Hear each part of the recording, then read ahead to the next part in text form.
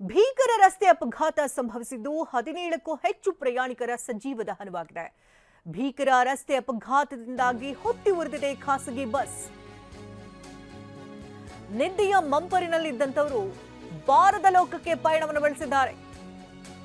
ಚಿತ್ರದುರ್ಗದ ಗೊರ್ಲತ್ತು ಗ್ರಾಮದ ಬಳಿ ದುರಂತವೊಂದು ಸಂಭವಿಸಿದ್ದು, ಹಿರಿಯೂರು ತಾಲೂಕಿನಲ್ಲಿರುವಂತಹ ಗೊರ್ಲತ್ತು ಗ್ರಾಮದ ಬಳಿ ಸಂಭವಿಸಿದ ಘಟನೆ ಇದು. ದೃಶ್ಯಗಳನ್ನು ಕೂಡ ಗಮನಿಸ್ತಾ ಇದ್ರಿ. ಬೆಂಕಿಯ ಕೆನ್ನಾಲಿಗೆ ಯಾವ ರೀತಿ ಆವರಿಸಿಕೊಂಡಿದೆ ಅಂತ. ಇಡೀ ಬಸ್ ಸಂಪೂರ್ಣವಾಗಿ ಸುಟ್ಟು ಕರಕಲಾಗಿದೆ. ಲಾರಿ ಚಾಲಕನ ನಿರ್ಲಕ್ಷ್ಯದಿಂದಾಗಿ ಈ ಒಂದು ಅವಘಡ ಸಂಭವಿಸಿ ಹೋಗಿದೆ. ಡಿವೈಡರ್ ಅನ್ನ ದಾಟಿ ಬಸ್ಗೆ ಡಿಕ್ಕಿ ಹೊಡೆದ ಪರಿಣಾಮವಾಗಿ ಕ್ಷಣಾರ್ಧದಲ್ಲೇ ಲಾರಿ ಹಾಗೂ ಬಸ್ ಎರಡೂ ಕೂಡ ಭಸ್ಮವಾಗಿದೆ. ಇನ್ನು ಬಸ್ನ ಒಳಭಾಗದಲ್ಲಿದ್ದಂಥ ಪ್ರಯಾಣಿಕರು ಕೂಡ ಸುಟ್ಟು ಕರಕಲಾಗಿದ್ದಾರೆ. ಅದೃಷ್ಟವಶಾತ್ ಈ ಸಂದರ್ಭದಲ್ಲಿ 9 ಮಂದಿ ಬಚಾವಾಗಿದ್ದಾರೆ. ಇನ್ನುಳಿದಂತ 17 ಮಂದಿ ಸಜೀವ ದಹನವಾಗಿದೆ. ಸಾವು ನೋವು ಇನ್ನೂ ಹೆಚ್ಚಾಗಿರಬಹುದು ಅಂತ ಅಂದಾಜಿಸಲಾಗ್ತಾ ಇದೆ. ಬೆಂಕಿಯ ಕೆನ್ನಾಲಿಗೆ ಬಹುದೊಡ್ಡ ಮಟ್ಟದಲ್ಲಿ ಹೊತ್ತಿ ಉರಿತಾ ಇರೋದ್ರಿಂದಾಗಿ ಬೆಂಕಿ ನಂದಿಸುವಂತಹ ಕಾರ್ಯಾಚರಣೆ ಕೂಡ ಈಗಾಗಲೇ ನಡೀತಾ ಇದೆ.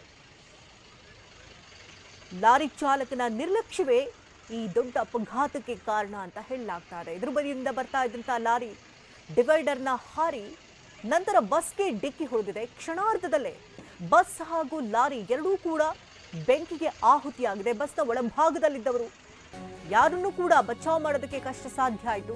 ಲಾರಿ ಚಾಲಕನ ನಿರ್ಲಕ್ಷ್ಯದಿಂದ ಘೋರ ದುರಂತ ಸಂಭವಿಸಿದ್ದು, ಲಾರಿ ಡಿಕ್ಕಿಯಿಂದಾಗಿ ಹೊತ್ತಿ ಉರಿದಿದೆ ಖಾಸಗಿ ಬಸ್. ಲಾರಿ ಡಿವೈಡರ್ ಅನ್ನ ದಾಟಿ ಬಸ್ಗೆ ಡಿಕ್ಕಿ ಹೊಡೆದಿದೆ. ಎದುರು ಬದಿಯಿಂದ ಬಂದು ಅಪ್ಪಳಿಸಿದೆ ಕಂಟೈನರ್. ಲಾರಿ ಗುದ್ದಿದಂತಹ ಕ್ಷಣ ಮಾತ್ರದಲ್ಲಿ ಬಸ್ನಲ್ಲಿ ಬೆಂಕಿ ಕಾಣಿಸಿಕೊಂಡಿದೆ. ನೋಡುತ್ತಲೇ ಧಗಧಗಿಸಿ ಉರಿದಿದೆ ಬಸ್. ಅಪಘಾತ ಎಸಗಿದಂತ ಲಾರಿಯೂ ಕೂಡ ಬೆಂಕಿಯಲ್ಲಿ ಧಗಧಗನೆ ಹೊತ್ತಿ ಉರಿದಿದೆ. ಇನ್ನು ಸೀ ಬರ್ಡ್ ಬಸ್ ಇದು ಕಂಪ್ಲೀಟ್ ಆಗಿ ಸುಟ್ಟು ಕರಕಲಾಗಿ ಹೋಗಿದೆ. ಒಂದು ಬದಿಯಲ್ಲಿ ಬೆಂಕಿಗೆ ಆಹುತಿಯಾದಂತಹ ಕ್ಷಣದ ದೃಶ್ಯಾವಳಿಗಳು, ಮತ್ತೊಂದು ಬದಿಯಲ್ಲಿ ಬೆಂಕಿ ಆರಿದ ನಂತರ ದೃಶ್ಯಗಳು. ಸೀ ಬರ್ಡ್ ಬಸ್ 36 ಜನರನ್ನ ಹೊತ್ತೊಯ್ತಾ ಇದ್ದಂಥ ಬಸ್ ಇದು. ಇದೇ ಬಸ್ನಲ್ಲಿ ಬೆಂಕಿ ಅವಘಡ ಸಂಭವಿಸಿದೆ. ಎದುರು ಬದಿ ಬಂದಂತಹ ಕಂಟೈನರ್ ಡಿವೈಡರ್ನ ಹಾರಿ ಬಸ್ಗೆ ಡಿಕ್ಕಿ ಹೊಡೆದ ಪರಿಣಾಮವಾಗಿ ಕ್ಷಣಾರ್ಧದಲ್ಲಿ ಬೆಂಕಿ ಕಾಣಿಸಿಕೊಂಡಿದೆ. ಆ ಬೆಂಕಿಯ ಕೆನ್ನಾಲಿಗೆ ಇಡೀ ಬಸ್ಸನ್ನ ಆಹುತಿ ಪಡ್ಕೊಳ್ಳುತ್ತೆ ಅಂತ ಕೂಡ ಯಾರು ಕೂಡ ಊಹೆ ಮಾಡಿರಲಿಲ್ಲ. ಇನ್ನು ಕ್ರಿಸ್ಮಸ್ ರಜೆಗೆಂದು ಊರಿಗೆ ತೆರಳಿದವರು ಮಸಣಕ್ಕೆ ಸೇರಿದ್ದಾರೆ. ನಿದ್ದೆಯ ಮಂಪರಿನಲ್ಲಿದ್ದಂಥ ಪ್ರಯಾಣಿಕರು ಸುಟ್ಟು ಕರಕಲಾಗಿದ್ದಾರೆ. ಸಾಲು ಸಾಲು ರಜೆ ಇದ್ದಂತಹ ಹಿನ್ನೆಲೆಯಲ್ಲಿ ಊರಿಗೆ ಹೊರಟಿದ್ರು ಜನ. ಸೀಬರ್ಡ್ ಸ್ಲೀಪರ್ ಕೋಚ್ ಬಸ್ನಲ್ಲಿ ತೆರಳ್ತಾ ಇದ್ರು ಜನ. ಯಮನ ರೂಪದಲ್ಲಿ ಬಂದು ಬಸ್ ಕಪ್ಪಳಿಸಿದ ಲಾರಿ ಬೆಂಕಿ ಹೊತ್ಕೊಳ್ತಾ ಇದ್ದಂತೆ ಒಳಗಡೆ ಪ್ರಯಾಣಿಕರು ಸಿಕ್ಕಾಕೊಂಡಿದ್ದಾರೆ. ಬಸ್ನಿಂದ ಹೊರಬರಲಾಗದೆ ಪ್ರಯಾಣಿಕರು ನಲುಗು ಹೋಗಿದ್ದಾರೆ. 17ಕ್ಕೂ ಹೆಚ್ಚು ಪ್ರಯಾಣಿಕರ ಸಜೀವ ದಹನವಾಗಿದೆ. ಗುರುತೇ ಪತ್ತೆಯಾಗದಷ್ಟು ದೇಹಗಳೆಲ್ಲವೂ ಕೂಡ ಸುಟ್ಟು ಕರಕಲಾಗಿದೆ. ರಾಷ್ಟ್ರೀಯ ಹೆದ್ದಾರಿ 48ರಲ್ಲಿ ನಡೆದಂತಹ ಭೀಕರ ರಸ್ತೆ ಅಪಘಾತ ಇದು. ಬಸ್ನ ಒಳಭಾಗದಲ್ಲಿದ್ದಂಥವರು ಗುರುತು ಕೂಡ ಪತ್ತೆಯಾಗ್ತಾ ಇಲ್ಲ. ಅಷ್ಟು ಮಟ್ಟಿಗೆ ದೇಹಗಳೆಲ್ಲವೂ ಕೂಡ ಸುಟ್ಟು ಕರಕಲಾಗಿ ಹೋಗಿದೆ. ಅವಸರವೇ ಅಪಘಾತಕ್ಕೆ ಕಾರಣ ಅಂತಾರೆ. ಇಲ್ಲಿ ನಿರ್ಲಕ್ಷ್ಯತನದಿಂದ, ಲಾರಿ ಚಾಲಕನ ನಿರ್ಲಕ್ಷ್ಯತನದಿಂದ ಈ ದೊಡ್ಡ ಮಟ್ಟದ ಅವಘಡ ಸಂಭವಿಸಿದೆ.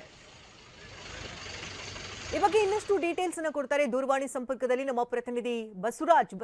ನಿಜಕ್ಕೂ ಕೂಡ ಎಂತ ಅವಘಡ ಇದು? ಇತ್ತೀಚೆಗಷ್ಟೇ ತಮಿಳುನಾಡಿನಲ್ಲಾದಂತಹ ಅವಘಡ 7 ಜನ ಸಜೀವ ದಹನವಾಗಿದ್ದು, ಅದಾದ ನಂತರದಲ್ಲಿ ರಾಜ್ಯದಲ್ಲಿ ಮತ್ತೊಂದು ಅವಘಡ. ಈಗ 17ಕ್ಕೂ ಹೆಚ್ಚು ಮಂದಿ ಸಾವನ್ನಪ್ಪಿರಬಹುದು ಅಂತ ಶಂಕಿಸಲಾಗ್ತಾ ಇದೆ. ಈಗ ಬೆಂಕಿ ತಹಬದಿಗೆ ಬಂದಿದ್ಯಾ? ಎಷ್ಟು ಮಂದಿ ಒಳಭಾಗದಲ್ಲಿ ಸಿಕ್ಕಾಕೊಂಡಿದ್ರು? ಈಗ ಸೇಫ್ ಆದಂತವರ ಆರೋಗ್ಯ ಸ್ಥಿತಿಗತಿಗಳು ಹೇಗಿದೆ? ಏನು ಅಪ್ಡೇಟ್ ಲಭ್ಯ ಆಗ್ತದೆ? ಶಕುಂತಲಾ, ಏನು ಬೆಳಗಿನ ಜಾವ 3 ಗಂಟೆ ಸುಮಾರಿಗೆ ಈ ಒಂದು ದುರ್ಘಟನೆ ಸಂಭವಿಸಿದೆ. ಈ ಒಂದು ದುರ್ಘಟನೆಯಲ್ಲಿ ಸುಮಾರು 17 ಜನ ಸಜೀವ ದಹನ ಆಗಿರ್ತಕ್ಕಂಥದ್ದು. ಇನ್ನುಳಿದಿರ್ತಕ್ಕಂಥ 9ಕ್ಕೂ ಹೆಚ್ಚು ಜನರನ್ನ ಈಗಾಗಲೇ ತುಮಕೂರು ಜಿಲ್ಲೆಯ ಸಿರಾ ತಾಲೂಕು ಆಸ್ಪತ್ರೆ, ಹಿರಿಯೂರು ತಾಲೂಕು ಆಸ್ಪತ್ರೆ ಮತ್ತು ಚಿತ್ರದುರ್ಗ ಜಿಲ್ಲಾ ಆಸ್ಪತ್ರೆಗೆ ಪೊಲೀಸರು ಚೆಕ್ ಮಾಡಿರ್ತಕ್ಕಂಥದ್ದು.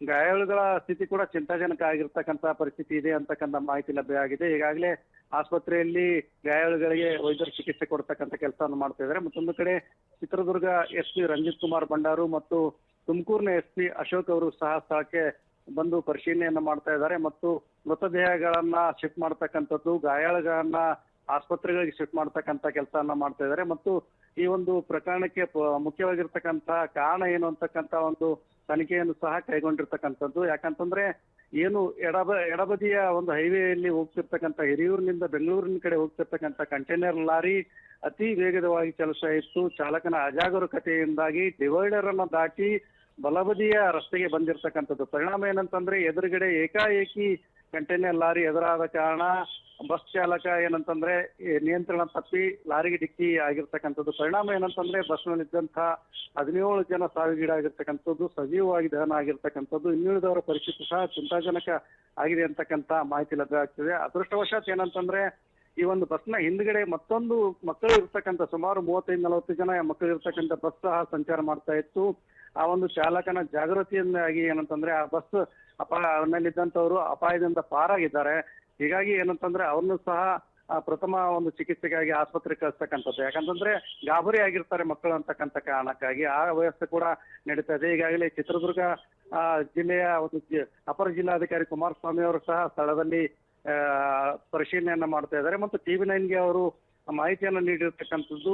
ಈ ಒಂದು ಕಂಟೈನರ್ ಲಾರಿ ಚಾಲಕನ ಅಜಾಗರೂಕತೆಯಿಂದಾಗಿ ಈ ಒಂದು ದುರ್ಘಟನೆ ಸಂಭವಿಸಿದೆ. ಪ್ರಾಥಮಿಕ ಮಾಹಿತಿಯ ಪ್ರಕಾರ ಈ ಒಂದು ಬಸ್ನಲ್ಲಿ ಸುಮಾರು 30ಕ್ಕೂ ಹೆಚ್ಚು ಜನ ಪ್ರಯಾಣ ಮಾಡ್ತಾ ಇದ್ರು. ಆ ಪೈಕಿ ಕೆಲವರು ಸಾವಿಗೀಡಾಗಿರ್ತಕ್ಕಂಥ ಸಜೀವ ದಹನ ಆಗಿರ್ತಕ್ಕಂಥದ್ದು ಪತ್ತೆಯಾಗಿದೆ. ಹೀಗಾಗಿ ಪರಿಶೀಲನೆಯನ್ನ ಮಾಡ್ತಾ ಇದೀವಿ. ಖಚಿತವಾಗಿ ಹೇಳ್ಬೇಕಂತಂದ್ರೆ ಇನ್ನೂ ಕೂಡ ಸಮಯ ಬೇಕಾಗುತ್ತೆ ಅಂತಕ್ಕಂಥ ಮಾತುಗಳನ್ನ ಹೇಳಿದ್ದಾರೆ ಶಕುಂತಲಾ. ಲಾರಿ ಚಾಲಕ ಏನಾದ್ರೂ ಪಾನಮತ್ತನ ಆಗಿದ್ನ, ಆತನ ಪ್ರಾಣ ಪಕ್ಷಿಯು ಹಾರಿ ಹೋಗಿದೆ, ಏನ್ ಲಭ್ಯ ಆಗ್ತಾ ಇದೆ ಮಾಹಿತಿ? ಅಂದ್ರೆ ಏಕಾಏಕಿಯಾಗಿ ಡಿವೈಡರ್ನ ಹಾರಿ ಅವ್ನ್ ಬಸ್ಗೆ ಗುದ್ದುತ್ತಾನೆ ಅಂದ್ರೆ ಏನಾದ್ರೂ ಒಂದು ನಿಖರ ಕಾರಣ ಇರ್ಬೇಕಲ್ವಾ? ಅದ್ರ ಬಗ್ಗೆ ಏನಾದ್ರೂ ಮಾಹಿತಿ? ಶಕುಂತಲಾ, ಏನು ಕಂಟೈನರ್ ಲಾರಿಯ ಚಾಲಕನ ಅಜಾಗರೂಕತೆಯಿಂದಾಗಿ ಈ ಒಂದು ದುರ್ಘಟನೆ ಸಂಭವಿಸಿರತಕ್ಕಂಥದ್ದು. ಕಂಟೈನರ್ ಲಾರಿಯ ಮುಖಭಾಗವನ್ನು ತಾವು ನೋಡೋದಾದ್ರೆ ಸಂಪೂರ್ಣವಾಗಿ ನುಜ್ಜುಗುಜ್ಜಾಗಿರ್ತಕ್ಕಂಥದ್ದು. ಅಷ್ಟೇ ಅಲ್ಲ, ಆ ಕಂಟೈನರ್ ಲಾರಿಯಲ್ಲಿ ಇರ್ತಕ್ಕಂಥ ಚಾಲಕ ಸಹ ಈಗಾಗಲೇ ಸಾವಿಗೀಡಾಗಿರ್ತಕ್ಕಂಥದ್ದು. ಆತನ ಮೃತದೇಹವನ್ನು ಹೊರತೆಗಿಲಿಕ್ಕೆ ಪೊಲೀಸರು ಹರಸಾಹಸ ಮಾಡ್ತಕ್ಕಂಥ ದೃಶ್ಯಗಳು ಸಹ ಇಲ್ಲಿ ಕಂಡು ಬರ್ತಾ ಇದಾವೆ. ಹೀಗಾಗಿ ಪೊಲೀಸರ ಪರಿಶೀಲನೆಯಿಂದ ಮತ್ತು ಮೆಡಿಕಲ್ ರಿಪೋರ್ಟ್ ನಿಂದಷ್ಟೇ ಆತ ಕುಡಿದಿದ್ನ ಅಥವಾ ಯಾವ ಕಾರಣಕ್ಕೆ ಈ ರೀತಿ ಅಡ್ಡಾದಿಡ್ಡಿ ಈ ಒಂದು ಕಂಟೈನರ್ ಲಾರಿಯನ್ನ ಚಾಲನೆ ಮಾಡದ ಮತ್ತು ಡಿವೈಡರ್ ದಾಟಿ ಈ ಭಾಗಕ್ಕೆ ಬಂದು ಬೀಳುವ ಮಟ್ಟಕ್ಕೆ ಹೇಗೆ ಆತ ವೇಗವಾಗಿ ಚಲಿಸುತ್ತಿದ್ದ ಅಂತಕ್ಕಂಥದ್ದು ಪತ್ತೆ ಆಗಬೇಕಾಗಿದೆ. ಜೊತೆಗೆ ಹೈವೇ ಪೊಲೀಸಿಂಗ್ ಸಹ ಈ ಬಗ್ಗೆ ಯಾಕೆ ಪರಿಶೀಲನೆ ಮಾಡ್ಲಿಲ್ಲ. ಯಾಕಂತಂದ್ರೆ ಇಷ್ಟೊಂದು ವೇಗವಾಗಿ ಚಲಿಸ್ತಕ್ಕಂಥ ಲಾರಿಯನ್ನ ಪೊಲೀಸರು ಜಾಗೃತಿ ವಹಿಸಿದ್ರೆ, ಹೈವೇ ಪೊಲೀಸಿಂಗ್ ಏನಾದ್ರೂ ಅಲರ್ಟ್ ಆಗಿದ್ರೆ ಮೊದಲೇ ಈ ಒಂದು ಅನಾಹುತವನ್ನ ತಡಿಬಹುದಾಗಿತ್ತು. ಆ ಲಾರಿಯನ್ನ ತಡೆದಿದ್ದೇ ಆದ್ರೆ ಇಂಥ ಒಂದು ದುರ್ಘಟನೆ ಸಂಭವಿಸಿರ್ಲಿಲ್ಲ ಅಂತಕ್ಕಂಥ ಮಾತನ್ನು ಸಹ ಇಲ್ಲಿ ಹೇಳ್ಬೇಕಾಗ್ತದೆ. ಹೀಗಾಗಿ ಈ ಎಲ್ಲ ಅಂಶಗಳ ನೋಡೋದಾದ್ರೆ ಪೊಲೀಸರ ತನಿಖೆಯಿಂದ ಮತ್ತು ಮೆಡಿಕಲ್ ರಿಪೋರ್ಟ್ ನಿಂದಷ್ಟೇ ಈ ಒಂದು ಘಟನೆಗೆ ಮುಖ್ಯ ಕಾರಣ ಏನು, ಲಾರಿ ಚಾಲಕ ಕುಡಿದ ಅಮಲ್ನಲ್ಲಿ ಈ ಒಂದು ಘಟನೆ ನಡೀತಾ ಅಂತಕ್ಕಂಥದ್ದು ಪತ್ತೆ ಆಗ್ಬೇಕಿದೆ ಶಕುಂತಲಾ. ಬಸವರಾಜ್, ಈಗ ಬೆಂಕಿ ತಹಬದಿಗೆ ಬಂದಿದೆ. ಈಗ ಮೃತದೇಹಗಳನ್ನ ಹೊರ ತೆಗೆಯಲಾಗ್ತಾ ಇದೆಯಾ? ಈಗ ಸೀಬರ್ಡ್ ಬಸ್ ಕಡೆಯಿಂದ ಏನಾದ್ರು ಅಂದ್ರೆ ಎಷ್ಟು ಜನ ತೆರಳ್ತಾ ಇದ್ರು, ಅದ್ರ ಬಗ್ಗೆ ಏನಾದ್ರು ನಿಖರ ಅಪ್ಡೇಟ್ ಏನಾದ್ರು ಸಿಗ್ತಿದ್ಯಾ?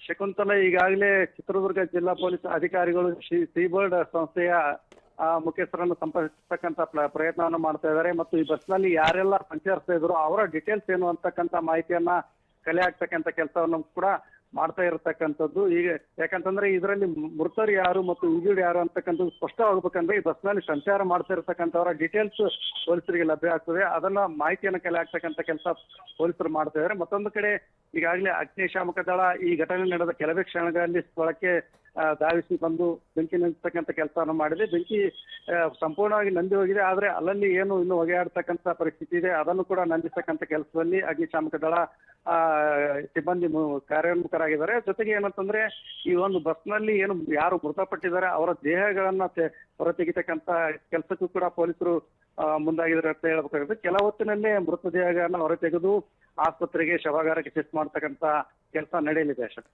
ಬಸವರಾಜ್, ಹಾಗೆ 9 ಜನ ಇಲ್ಲಿ ಸೇಫ್ ಆಗಿದಾರಲ್ಲ, ಅವರಿಂದ ಏನಾದ್ರೂ ಮಾಹಿತಿಗಳು ಸಿಕ್ಕಿದ್ಯಾ? ಯಾಕಂದ್ರೆ ಪ್ರತ್ಯಕ್ಷದರ್ಶಿಗಳು ಅವರೇ ಈಗ ಇದಕ್ಕೆ ಸಂಬಂಧಪಟ್ಟಂತೆ ಮಾಹಿತಿಗಳನ್ನ ಕೊಡಬೇಕಾಗಿದೆ. ಅವ್ರು ಮಾತನಾಡುವಂತ ಸ್ಥಿತಿನಲ್ಲಿದ್ದಾರಾ? ಎಸ್ ಶಕುಂತಲಾ, ನಾವು ಪ್ರಾಥಮಿಕವಾಗಿ ಏನು ಹಾಗೆ ಸಂಪರ್ಕದಲ್ಲಿರಿ ಬಸವರಾಜ್. ಅಪಘಾತ ಸಂಭವಿಸಿದಂತಹ ರಸ್ತೆಯಲ್ಲಿ ಟ್ರಾಫಿಕ್ ಜಾಮ್ ಕೂಡ ಉಂಟಾಗಿದೆ. ರಾಷ್ಟ್ರೀಯ ಹೆದ್ದಾರಿ 48ರಲ್ಲಿ ಭಾರೀ ಟ್ರಾಫಿಕ್ ಜಾಮ್. ಅಪಘಾತದಿಂದ ರಸ್ತೆಯಲ್ಲಿ ಹೊತ್ತಿ ಉರಿದಿದೆ ಲಾರಿ ಹಾಗೂ ಬಸ್. ಕಿಲೋಮೀಟರ್ವರೆಗೆ ಇಲ್ಲಿ ಟ್ರಾಫಿಕ್ ಜಾಮ್ ಉಂಟಾಗಿದೆ. ತಕ್ಷಣವೇ ಅಲ್ಲಿ ಪೊಲೀಸರು ಅದನ್ನ ಕ್ಲಿಯರ್ ಮಾಡಿಕೊಳ್ಬೇಕಾಗುತ್ತೆ. ಯಾಕಂದ್ರೆ ಹಬ್ಬದ ಸಂದರ್ಭ, ಸಾಲು ಸಾಲು ರಜೆ ಇರೋದ್ರಿಂದಾಗಿ ಊರಿಗೆ ತೆರಳೋರು ತುಂಬಾ ಜನ ಇರ್ತಾರೆ. ಈ ಅಪಘಾತ ಸಂಭವಿಸಿದ ಈಗ ನಡು ರಸ್ತೆಯಲ್ಲೇ ಸಂಭವಿಸಿದ್ರಿಂದಾಗಿ ಈ ಒಂದು ಟ್ರಾಫಿಕ್ ಜಾಮ್ ಅನ್ನ ನಾವು ನೋಡ್ತಾ ಇದ್ವಿ. ಬಸವರಾಜ್, ಮಾಹಿತಿ ಕೊಡ್ತಾ ಇದ್ರಿ ಆ 9 ಜನರ ಬಗ್ಗೆ ಏನಾದ್ರು ಅಪ್ಡೇಟ್ಗಳು ಲಭ್ಯ ಆಗಿದೆಯಾ ಅಂತ? ಬಸವರಾಜ್ ಶಕುಂತಲಾ, ಈಗಾಗಲೇ ಏನು ಹಿರಿಯೂರು ಮತ್ತು ತುಮಕೂರು ಜಿಲ್ಲೆಯ ಶಿರಾ ತಾಲೂಕು ಆಸ್ಪತ್ರೆ ಮತ್ತು ಚಿತ್ರದುರ್ಗ ಜಿಲ್ಲಾ ಆಸ್ಪತ್ರೆಗೆ ಇಂಜಿನಿಯರ್ಡ್ ಗಳನ್ನ ಶಿಫ್ಟ್ ಮಾಡಲಾಗಿದೆ ಮತ್ತು ಅವರ ಸ್ಥಿತಿ ಕೂಡ ಕೆಲವರಲ್ಲಿ ಚಿಂತಾಜನಕ ಆಗಿರ್ತಕ್ಕಂಥದ್ದು. ಅಷ್ಟೇ ಅಲ್ಲ, ಕೆಲವರು ಶಾಕ್ಗೆ ಒಳಗಾಗಿದ್ದಾರೆ. ಯಾಕಂತಂದ್ರೆ ಮಲಗಿದ್ದಂಥವ್ರು ಏಕಾಏಕಿ ಬೆಂಕಿ ಹತ್ತಿರ್ತಕ್ಕಂಥದ್ದು ಮತ್ತು ಜೊತೆಗೆ ಹೋಗ್ತಕ್ಕಂಥವ್ರನ್ನ ಕೆಲವರು ಕಳೆದುಕೊಂಡಿರ್ತಕ್ಕಂಥದ್ದು. ಹೀಗಾಗಿ ಶಾಕ್ ನಲ್ಲಿರೋ ಕಾರಣಕ್ಕಾಗಿ ಅವರು ಯಾವುದೇ ಮಾಹಿತಿಯನ್ನ ಇಲ್ಲಿವರೆಗೂ ಕೂಡ ಸ್ಪಷ್ಟವಾಗಿ ಹೇಳಿಲ್ಲ. ಇನ್ನು ಕೆಲ ಹೊತ್ತಿನ ನಂತರ ಅವರು ಸ್ವಲ್ಪ ಅವರ ಮನಸ್ಥಿತಿ ತಹಬದಿಗೆ ಬಂದ ನಂತರ ಅವರಿಂದಲೂ ಸಹ ಮಾಹಿತಿಯನ್ನ ಕಲೆ ಹಾಕಿ ಮತ್ತು ಪ್ರತ್ಯಕ್ಷದರ್ಶಿಗಳು ಮತ್ತು ಗಾಯಾಳುಗಳಿಂದಲೂ ಸಹ ಮಾಹಿತಿಯನ್ನ ಕಲೆ ಹಾಕಿ ತಿಳಿಸ್ತಕ್ಕಂಥ ಕೆಲಸವನ್ನ ಟಿವಿ ಮಾಡಲಿದೆ. ಎಸ್ ಬಸವರಾಜ್, ಹಾಗೆ ಗಮನಿಸ್ತಾ ಇದೀವಿ ನಾವು, ಕಿಲೋಮೀಟರ್ ಗಟ್ಟಲೆ ಅಲ್ಲಿ ಟ್ರಾಫಿಕ್ ಜಾಮ್ ಕೂಡ ಉಂಟಾಗಿದೆ. ಅದನ್ನ ಸರಿಪಡಿಸುವಂತಹ ಕೆಲಸಕ್ಕೆ ಪೊಲೀಸರಲ್ಲಿ ಮುಂದಾಗಿದ್ದಾರೆ. ಯಾಕೆಂದ್ರೆ ಅದು ಹೈವೇ ಆಗಿರೋದ್ರಿಂದಾಗಿ ರಾಷ್ಟ್ರೀಯ ಹೆದ್ದಾರಿ 48 ಅಂದ್ರೆ ಬೇಜಾನ್ ಬಸ್ಗಳು ಓಡಾಡ್ತಾ ಇರುತ್ತೆ ಆ ಸಂದರ್ಭದಲ್ಲಿ. ಅಂದ್ರೆ ಹಬ್ಬದ ಸಂದರ್ಭ ಆಗಿದೆ, ಹೆಚ್ಚಿನ ಸಂಚಾರ ದಟ್ಟಣೆ ಕೂಡ ಇರುತ್ತೆ. ಅದನ್ನ ಕ್ಲಿಯರ್ ಮಾಡ್ತಿದ್ದಾರಾ? ಎಸ್ ಶಕುಂತಲಾ, ಏನು ಈ ಒಂದು ದುರ್ಘಟನೆ ಸಂಭವಿಸಿದೆ ಅಂದ್ರೆ ರಾಷ್ಟ್ರೀಯ ಹೆದ್ದಾರಿ 48ರ ಎಡಬದಿಯಲ್ಲಿ ತುಮಕೂರಿನಿಂದ ಚಿತ್ರದುರ್ಗಕ್ಕೆ ಹೋಗ್ತಕ್ಕಂಥ ಎಡಬದಿಯ ರಸ್ತೆಯಲ್ಲಿ ಏನು ಈ ಒಂದು ದುರ್ಘಟನೆ ಸಂಭವಿಸಿದೆ. ಇಲ್ಲಿ ಸುಮಾರು 2 ಕಿಲೋಮೀಟರ್ಗಳ ಕಾಲ ಸಂಚಾರ ಸ್ಥಗಿತಗೊಂಡಿದೆ. ಈ ಒಂದು ಸಂಚಾರ ಮಾರ್ಗವನ್ನ ಪೊಲೀಸರು ಬದಲಾವಣೆ ಮಾಡಿರ್ತಕ್ಕಂಥದ್ದು. ಯಾಕಂದ್ರೆ ಚಿತ್ರದುರ್ಗ SP ರಂಜಿತ್ ಕುಮಾರ್ ಭಂಡಾರು ಮತ್ತು ತುಮಕೂರು SP ಅಶೋಕ್ ಅವರು ಸಹ ಸ್ಥಳದಲ್ಲೇ ಇರತಕ್ಕಂಥದ್ದು. ಹೀಗಾಗಿ ಈ ಒಂದು ಸಂಚಾರ ಮಾರ್ಗವನ್ನ ಕೂಡ ಬದಲಾವಣೆ ಮಾಡಿದ್ದಾರೆ. ಹೀಗಾಗಿ ಏನು ಸರ್ವಿಸ್ ರಸ್ತೆಗಳಲ್ಲಿ ಈಗ ಸುಮಾರು 2 ತಾಸುಗಳಿಂದ ವಾಹನಗಳು ಸಂಚರಿಸ್ತಕ್ಕಂಥದ್ದು. ಹೀಗಾಗಿ ಸರ್ವಿಸ್ ರಸ್ತೆಯಲ್ಲಿ ಕೂಡ ಸಾಕಷ್ಟು ಒಂದು ಸಂಚಾರ ದಟ್ಟಣೆ ಉಂಟಾಗಿದೆ. ಇನ್ನೇನು ಕೆಲ ಹೊತ್ತಿನಲ್ಲಿ ಅಂದ್ರೆ ಈ ಒಂದು ಶವಗಾನ ಶಿಫ್ಟ್ ಮಾಡಿದ ನಂತರ ಮತ್ತು ಬಸ್ಸನ್ನ ಮತ್ತು ಕಂಟೈನರ್ ಲಾರಿಯನ್ನ ಸರ್ವಿಸ್ ರಸ್ತೆಗೆ ಅಥವಾ ಪೊಲೀಸ್ ಠಾಣೆಗೆ ಶಿಫ್ಟ್ ಮಾಡಿದ ನಂತರ ಸಂಪೂರ್ಣವಾಗಿ ಸಂಚಾರ ಸುಗಮವಾಗಲಿದೆ. ಇವತ್ತು ಏನಂತಂದ್ರೆ ಕ್ರಿಸ್ಮಸ್ ಆಗಿರೋ ಕಾರಣಕ್ಕೆ, ರಜಾ ದಿನಗಳಾಗಿರೋ ಕಾರಣಕ್ಕೆ ಹೆಚ್ಚಿನ ಒಂದು ಸಂಚಾರ ದಟ್ಟಣೆ ಇರತಕ್ಕಂಥದ್ದು. ಹೀಗಾಗಿ ಏನಂತಂದ್ರೆ ಸರ್ವಿಸ್ ರಸ್ತೆಯಲ್ಲಿ ಸುಮಾರು 3-4 ಕಿಲೋಮೀಟರ್ ಗಟ್ಟಲೆ ಏನಂತಂದ್ರೆ ವಾಹನಗಳ ಸಂಚಾರ ದಟ್ಟಣೆ ಉಂಟಾಗಿದೆ. ಅದನ್ನು ಸಹ ತಹಬದಿಗೆ ತರಲಿಕ್ಕೆ ಸುಗಮ ಸಂಚಾರಕ್ಕಾಗಿ ಪೊಲೀಸರು ಹರಸಾಹಸವನ್ನು ಪಡ್ತಾ ಇರತಕ್ಕಂಥದ್ದು. ಶ್ರೀಮಂತ ಬಸವರಾಜ್, ಬೆಂಗಳೂರಿನಿಂದ ಎಷ್ಟೊತ್ತಿಗೆ ಹೊರಡ್ತು ಈ ಬಸ್? ಹಾಗೆ ಈಗ ಶಿವಮೊಗ್ಗದಿಂದ ಅಲ್ಲಿಂದ ಗೋಕರ್ಣಕ್ಕೆ ತೆರಳುತ್ತಾ ಇತ್ತು ಹೊನ್ನಾವರ ಮಾರ್ಗವಾಗಿ ಅಂತ ಮಾಹಿತಿ ಸಿಗ್ತಾ ಇದೆ. ಎಸ್ ಶಕುಂತಲಾ, ನಿನ್ನೆ ಬೆಂಗಳೂರಿನಿಂದ ರಾತ್ರಿ 11 ಗಂಟೆ ಸುಮಾರಿಗೆ ಈ ಒಂದು ಬಸ್ ಹೊರಟಿರ್ತಕ್ಕಂಥದ್ದು. ಸುಮಾರು 3 ಗಂಟೆ ವೇಳೆಗೆ ಈ ಒಂದು ದುರ್ಘಟನೆ ಚಿತ್ರದುರ್ಗ ಜಿಲ್ಲೆ ಹಿರಿಯೂರು ತಾಲೂಕಿನ ಗೊರ್ಲತ್ತು ಬಳಿ ಸಂಭವಿಸಿರ್ತಕ್ಕಂಥದ್ದು. ಬೆಂಗಳೂರಿನಿಂದ ಶಿವಮೊಗ್ಗಕ್ಕೆ ಹೊರಟಿತ್ತು ಮತ್ತು ಗೋಕರ್ಣಕ್ಕೂ ಸಹ ಈ ಬಸ್ ತೆರಳುತ್ತಿತ್ತು ಅಂತಕ್ಕಂಥ ಪ್ರಾಥಮಿಕ ಮಾಹಿತಿ ಲಭ್ಯ ಆಗಿದೆ. ಹೀಗಾಗಿ ಏನಂತಂದ್ರೆ ಸಾಕಷ್ಟು ಜನ ಕ್ರಿಸ್ಮಸ್ ರಜೆ ಸಂದರ್ಭದಲ್ಲಿ ಟೂರ್ಗೂ ಸಹ ಹೊರಟಿದ್ರು ಮತ್ತು ಕೆಲವರು ರಜೆ ದಿನಗಳಿಗಾಗಿ ಊರುಗಳಿಗೆ ಹೊರಟಿದ್ರು ಅಂತಕ್ಕಂಥ ಮಾಹಿತಿ ಲಭ್ಯ ಆಗಿದೆ. ಆದ್ರೂ ಏನಂತಂದ್ರೆ ಈ ಒಂದು ಬಸ್ನಲ್ಲಿ ಇರ್ತಕ್ಕಂಥವ್ರು ಯಾರು ಮತ್ತು ಅವರ ಡೀಟೇಲ್ಸ್ ಏನು ಅಂತಕ್ಕಂಥ ಮಾಹಿತಿ ಲಭ್ಯವಾದ ಬಳಿಕ ಅಷ್ಟೇ ಅವರು ಯಾರು ಇದ್ರು ಮತ್ತು ಎಲ್ಲಿಗೆ ಹೊರಟಿದ್ರು, ಯಾವ ಕಾರಣಕ್ಕೆ ಹೊರಟಿದ್ರು ಅಂತಕ್ಕಂಥದ್ದು ಸ್ಪಷ್ಟವಾಗಿ ಗೊತ್ತಾಗಬೇಕಾಗಿದೆ. ಹಾಗೆ ಸಂಪರ್ಕದಲ್ಲಿ ಬಸವರಾಜ್, ಇದಕ್ಕೆ ಸಂಬಂಧಪಟ್ಟಂತೆ ಮತ್ತಷ್ಟು ಅಪ್ಡೇಟ್ಗಳು ಕೂಡ ಸಿಗ್ತಾರೆ.